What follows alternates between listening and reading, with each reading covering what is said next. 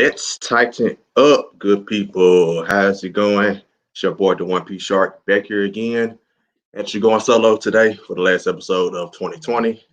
First off, first things first, happy Christmas. Not happy. Merry Christmas Eve to everyone. Um, I don't have guests mainly because this is the last episode and I'm off schedule. I normally record on Tuesdays. Tuesday was my girlfriend's birthday, so that wasn't the case. That couldn't have been the case this time. But just kick things off, man. Got your things planned. Got some big things coming up in 2021. Just first off, first and foremost, it's episode number 7. I just want to salute everyone who has supported, show love, check the show out.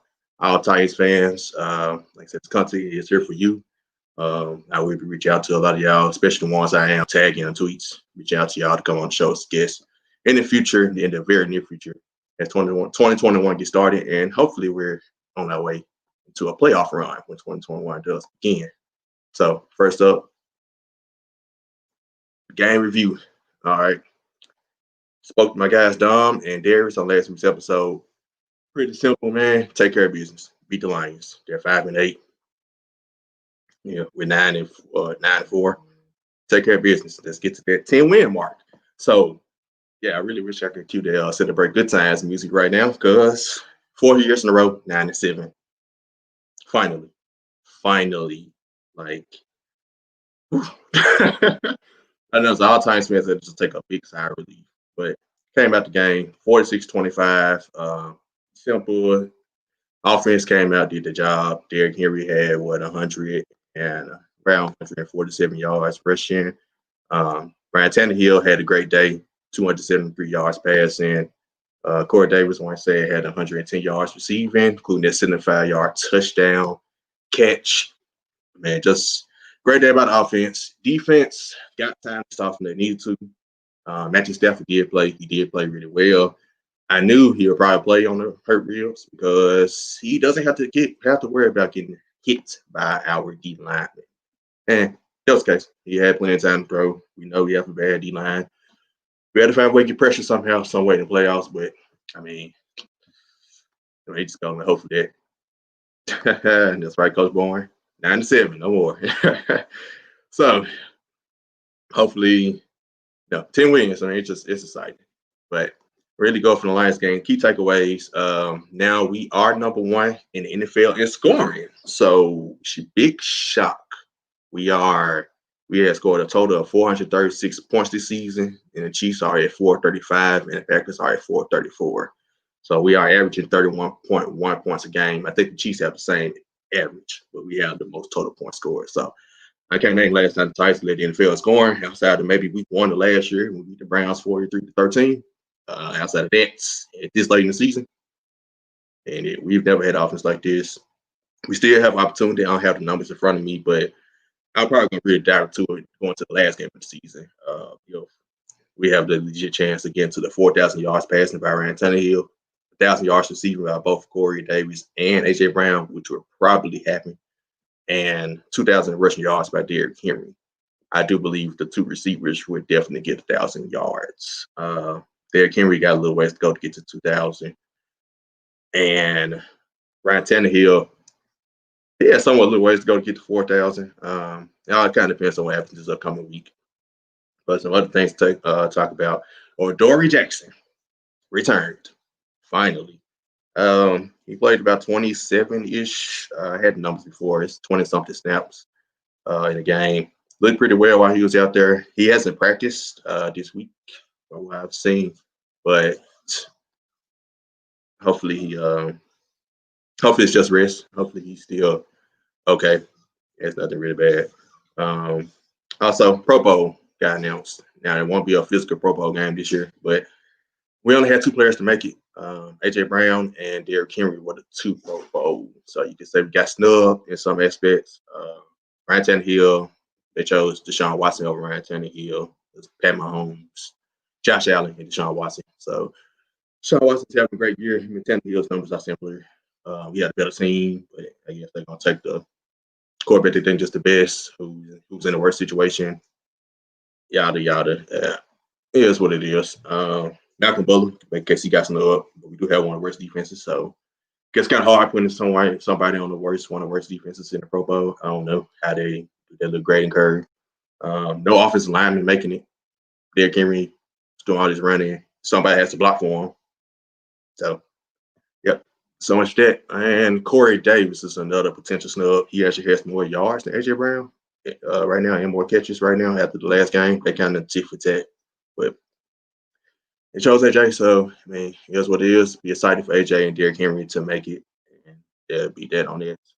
Um, Also, let's talk about stadium renovations for Nissan Stadium. So I've seen a couple of photos. I don't know how real those are, but I know they are definitely negotiations to uh, renovate Nissan Stadium, which it does need some upgrades. It could definitely use some upgrades. So that's that on the Lions game.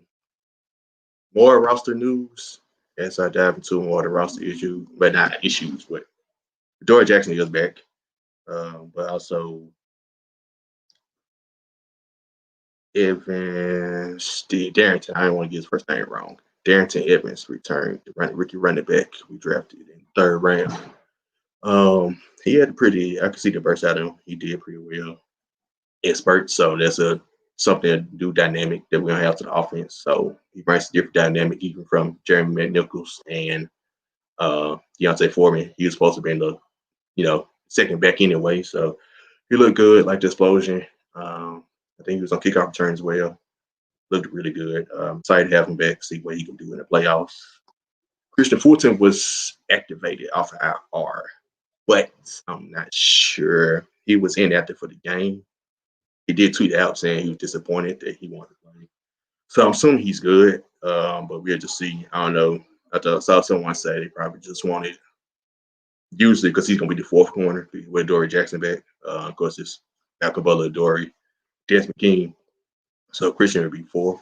And someone saying they probably want someone to play on special teams. And Christian 14 doesn't really play on special teams to be the fourth corner. So we'll see going forward what they'll do with that. Let me see what City said. Dory has to play this week. Yep. Right. That's a good Green Bay's wide receivers. Yep. 14 has to play too. Exactly. So I'm hoping that hopefully we'll see as we just have to see come in and practice, especially with that pass rush. It's kind of urgent that they play. So please activate your Warriors players. I understand special teams is important, but we got to find a way to get them on the field. When you say correct, yeah, Fulton does play special teams, and Ty Smith does. Yep, Coach Bourne, thanks for that. So yeah, that makes sense. You want your four corner that plays on special teams. So man, we'll see. I think I saw Chris Jackson. I think he plays on special teams as well. The other rookie cornerback we drafted in the seventh round out there, and some of the dime packages. So just to move forward to a playoff picture. So we still not clinched the playoff spot. We needed to. So first off, shout out to Marcus Mariota.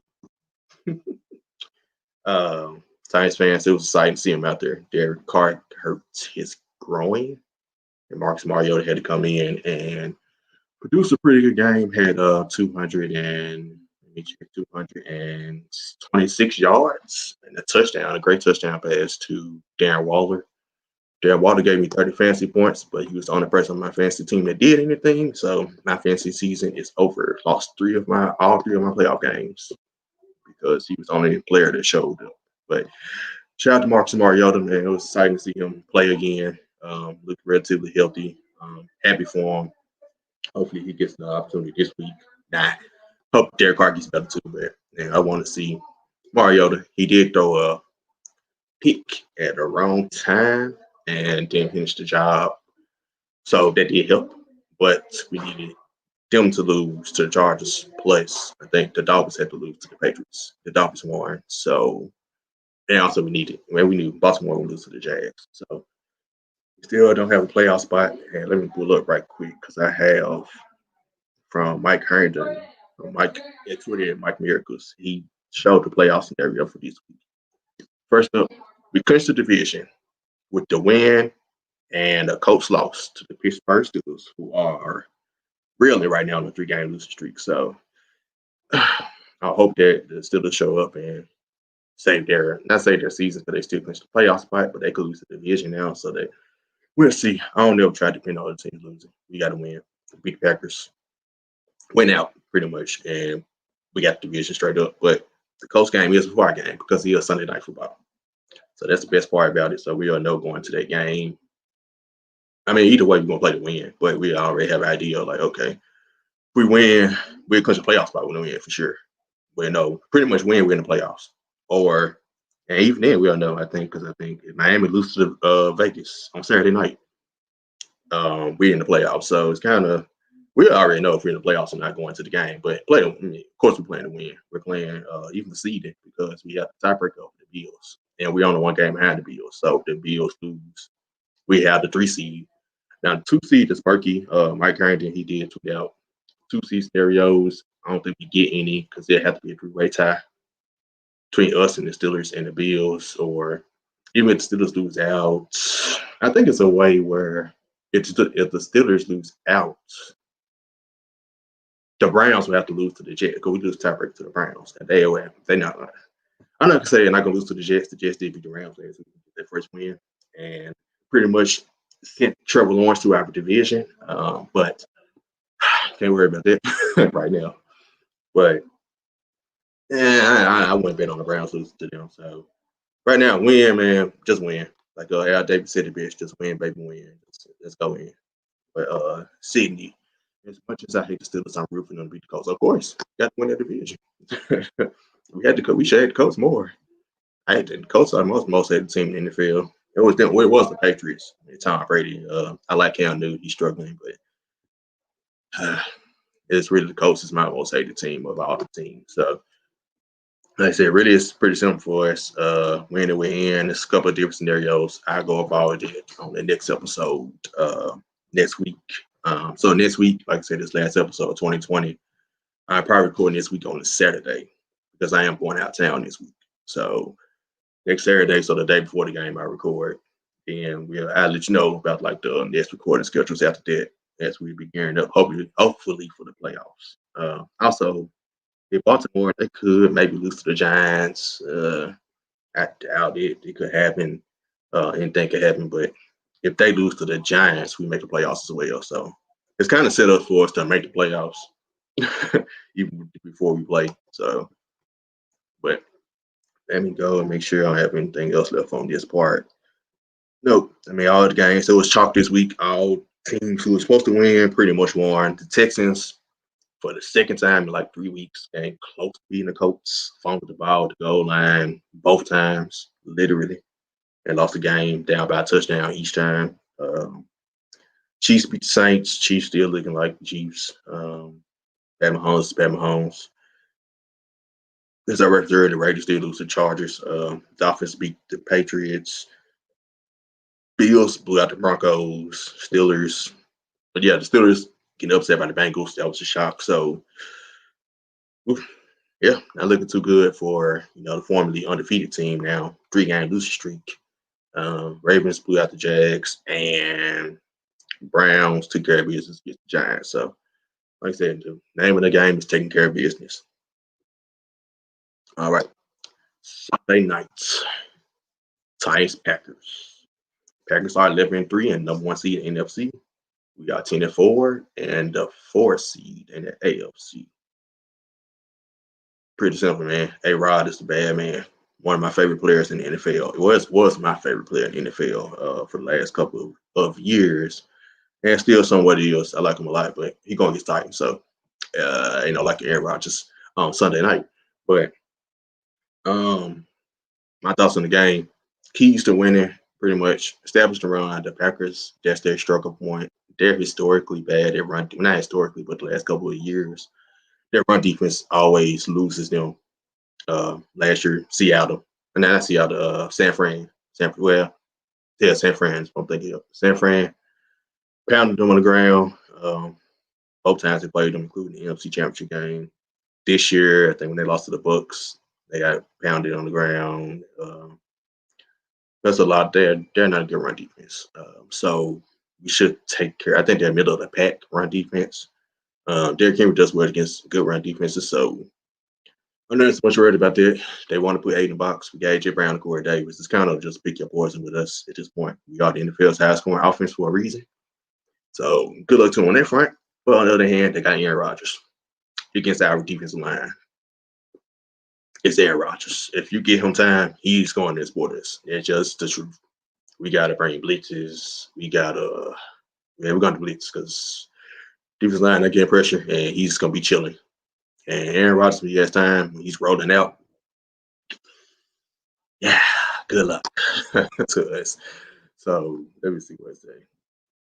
Plus one must control Devontae Adams. Won't stop it, but we must limit him at all costs.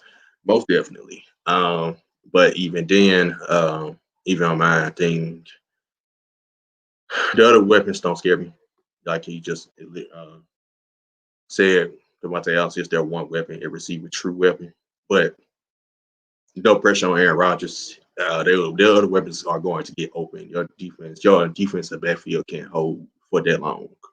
And knowing the way Aaron Rodgers plays, it's kind of we can control Devontae Adams, but we got to make sure we get to him. Like let's say Sidney said, Ty Smith will cover scares. So I mean, that's what I'm expecting from this game. It's supposed to be cold, so you're hoping they run the ball a little more. The receivers don't get brick hands while it's cold outside. We gotta get the ball first. We can't let them get the ball first or let them get like a 14-0 lead, 10-0 lead. Then that's when we're in trouble. Because at that point, it doesn't completely take Henry out the game, but at that point, the games we've lost this year, we fell behind. And because our defense didn't get out the field on third down, by the time the offense get on the field, you don't have to rid them. So that's one of them games where we start off well, we can finish them. If we don't, it could be a long day. But I believe it's going to be a pretty good game. This is a potential Super Bowl preview. As the Packers are the number one seed in the NFC, they are actually my Super Bowl pick out of the NFC. They're the best team in the NFC to me. I don't think the NFC was all together and that good. Like the Saints, they're missing something. I don't know. Drew Brees just doesn't have it. Seattle's defense, they've gotten better, but they're playing against. I have seen them do it against good competition, the defense. So playoffs playing against good teams. Green Bay has their problems, but you have Aaron Rodgers. And it's kind of the same with Seattle. You got Russell Wilson, but Green Bay's defense is a little better than Seattle's. And Tampa Bay is still the team out there. But they're going to have to win. They are going to have to win on the road. But there are no fans. So that works to their advantage as well. So, like I said, the Packers are my team to make out a Super Bowl, but who knows? They have only beaten one team with a winning record this year. I think we've beaten 3. We're 3-3. If I saw the stat correctly the other day, we're 3-3. But they only had one win against a team with a winning record. And that does scream. Be mindful of that. But my thoughts on the game, man, we have to finish it. We just established the run. We get up early. We should win. In Green Bay, in Lambeau. No fans. Cold outside, that works to our advantage, but they're used to playing cold as well. So I do expect a really good game. This is gonna be a really solid Sunday night game. Like I said, potential Super Bowl preview. I'm not gonna look that far ahead quite yet. Although I just said the Packers are my pick right now, but they can all change. I'm gonna do a whole playoff preview when we get to that point. So I mean, of course, I'm gonna pick us to win. I'm gonna be very biased. I believe we can win. I believe we can finish out the season 12-4, rolling to the playoffs, ready to make another run to potential, hopefully, Super Bowl. So, and man, like I said, that's pretty much it. Pretty short show today. First off, I want to just go to 2021 outlook.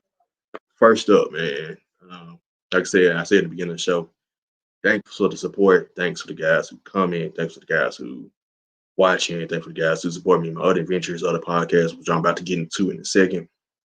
Man, shout out to y'all. Like I said, more content coming. 2021 gonna be a big year. Hopefully, starting off with a playoff run. Next couple episodes, like I said, I'm probably recording next Saturday, January 2nd, right before our last game against Houston. And then I'll follow you up with my new record date. I'm going to start recording on Monday starting next year with Monday Night Football being gone and the NBA season starting. Because normally NBA have Tuesday games, they on NBA TV or TNT. I know Wednesdays they have ESPN, and Wednesday and Friday ESPN, and Thursdays they on TNT. Tuesdays sometimes they on TNT, sometimes NBA TV. So I understand like attention might be geared towards NBA. I'm an NBA fan. Just some other podcasts, which I get into in a second. You don't know that. So I'm gonna go to Mondays until the NFL season. Then during off season, I pick and choose. I might do every other week because there'll be less to talk about for this podcast. But we'll see. But going forward, starting January the 4th, I'll be recording on Mondays, live on Mondays. Then the recording will be out on Tuesdays. Actual audio recording and everything else. So remember, follow me on Twitter, the one P Shark _ P Shark. You actually see my name on the screen as it is right now. Subscribe and listen. If you look at the bottom ticker, subscribe and listen to on YouTube, Spreaker, Spotify, iTunes, Google Podcasts. Yeah, you name them all. But back to 2021. Y'all know I have the Let's Be Real podcast, almost 120 episodes. That's the whole Total Sports podcast, and this is a spin-off of that podcast. So me and the guys, my guy Savage, I Don't Know Sports podcast, and Let's Be Real podcast. My other guys, Skylar, Sheedy, Trevor, and Took from Let's Be Real, and the Starting Five podcast for the Grizzly Bear Blues blog for the Memphis Grizzlies. So you can still see every Monday, starting this past Monday, every Monday on Spotify, all the same podcast networks. We're not live video; it's all audio every Monday. So if you're interested in the Grizzlies basketball, follow us. You follow us on Twitter at Starting Five, the number 5 MEM on Twitter as well for all Grizz news. But coming up with Let's Be Real, we're starting Let's Be Real Media, so a podcast network essentially for. And I mean, initially gonna start internal with the guys. I already started it. I got Let's Tighten Up, Savage. He has I Don't Know Sports, so we kind of kickstarted already. And the rest of the guys gonna get their own iteration of podcast. We have Steelers fans. I think Trevor is gonna open up a Steelers podcast. We're more than just about sports. We're culture as well. So it's gonna be some culture podcasts. I think Took and Sheedy will have a couple of podcasts kind of based on real world events and everything going on. And we're gonna split off the Memphis Tigers. We're Memphis based. I covered the Memphis Tigers a couple of years ago for iHeart Media. So we're gonna try and get back into the media game and cover the Tigers. We cover the Grizzlies. Now we're Starting Five, Grizzly Bear Blues. So we're just trying to make our ways, make the rounds, man. Keep growing. So be on the lookout. You can follow. We already created Twitter for it coming soon, but it's LB Real. So LBREAL Media. So that's the Twitter handle for it. Let's Be Real, LBR Sports 901. Starting five, the number 5 MEM. Follow my guy Savage. He picked the Titans to go to the Super Bowl. He's been on the show the week we played the Browns. He's a big Baker fan. So follow him at I Don't Know Sports on Twitter as well. He'll be under our umbrella as well. And like I said, he picked the Titans to go to the Super Bowl. He just kind of speaks about all sports in like a different aspect, real deep detail breakdown. And man, like I said, man, 2021 got big things popping. Let's tighten up. Really just planning to take this thing to new heights. It's been fun so far. Can't wait to see what 2020 looks like. Man, to everyone, man, happy holidays, Merry Christmas, Happy New Year, and see you all January the 2nd. Till next time, let's tighten up.